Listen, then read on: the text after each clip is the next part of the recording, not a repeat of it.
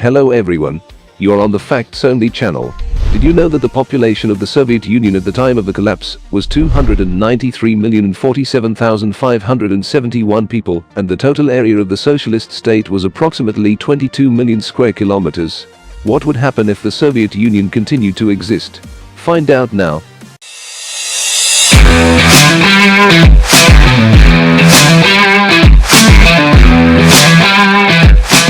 On March 17, 1991, a referendum was held on the preservation of the USSR.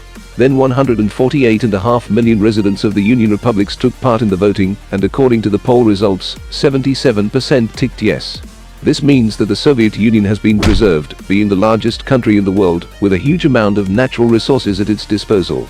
20% of the total world volume of fresh water, 10% of the world turnover of oil, 30% of gas and 32% of iron. The USSR, having made a restructuring at full steam, rushes into a bright future.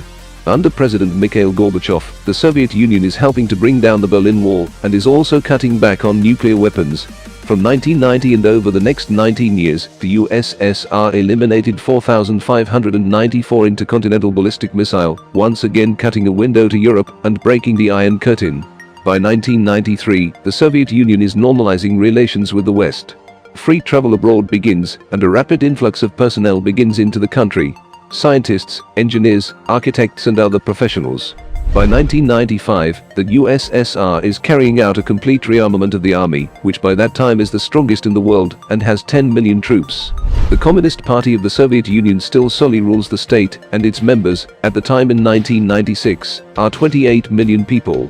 At the beginning of the 21st century, every inhabitant of the USSR has a permanent job and a decent income. If by 1990 the average salary in the country was 80 rubles, now this figure has increased exactly 3 times. The ruble remains one of the most stable and convertible currencies in the world. It is not tied to the dollar, but is fully backed by the state's gold reserves. In the Soviet Union, by 2005, science and culture are flourishing. The birth rate is growing sharply, and in 5 years the population of the country will be 350 million people. If you fantasize, then in our time the USSR would be a heavenly place to live.